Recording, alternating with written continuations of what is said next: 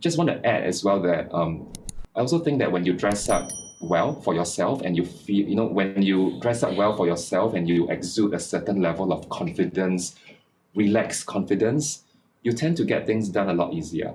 I'll give examples. When I'm this is the year-end period in Singapore, every single bar is full. But when I'm entering a bar and, without a reservation, the chances of you getting the best seat in the house, even if you went in without a reservation, is way greater if you're well dressed than if you were not appropriately dressed, or not, if you appear disheveled. It's unlikely you will be given a table at the last minute. So my experience has also shown me that, it's not like I'm out trying to get tables all the time. But, when you make a last minute plan with another friend and you want to go to a bar for a nice drink and this bar appears full, don't accept walk-ins. But as you approach the hostess or host, they would very likely say, hey, we do have a table for you. Or let me guide you to this space which you might enjoy. Because when you are effortlessly confident and appearing a certain way, you tend to also fit in with their crowd or their look. So I do think that the indirect benefit of being effortlessly relaxed, exuding this effortless, relaxed confidence, is that doors do open, whether it's big or small, whether it's getting the right job, getting the right opportunities, signing the right deal, or just getting a table in a restaurant. Yeah, it's certainly the case that I've had similar experiences, some of which I've noted in videos on my channel. It's just when human beings are as they are. We all have human nature, and we all make judgments about people, part of which are based on the way that they dress. And I've noticed very similarly, like anytime that I, dress up very well, people treat me very differently, even in the way that they address me. It's not hello, it's hey, sir.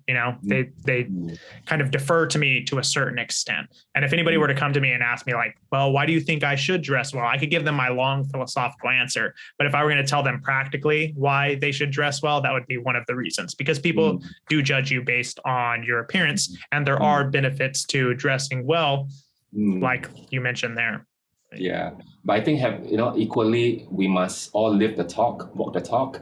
It should not just be a first impression that just wanes after you sit down. So it's about living the life. It's about going beyond. If you've put on the effort, if you've taken the effort to put on a tie and put on an ensemble, it's also about putting on the effort to just live life as you should, and just being nice to others, just offering a helping hand if the opportunity came, for example, and just being an understanding.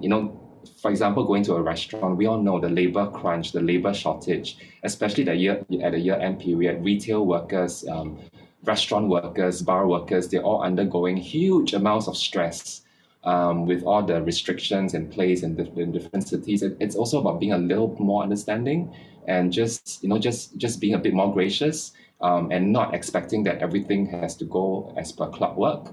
And just because you are paying a high, paying premium for a glass of martini, it doesn't mean that you own the world. It's all about the whole ecosystem thing, and just being a bit more understanding, and just random acts of kindness.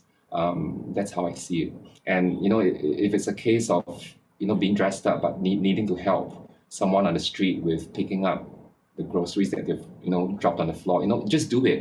It's just part of being a gentleman. It doesn't mean that you are well dressed and you can't be doing things to just show care for others. Yeah, I think in general what you're saying is, just because you dress well, don't expect that people are going to necessarily treat you better because of it. Do I understand you correctly? Yeah, that's right. And I think the last thing I want to be is to be dressed well, but appearing to be high-nosing everything and just being so stuck up. Snobby. I've also seen my fair share of that in life.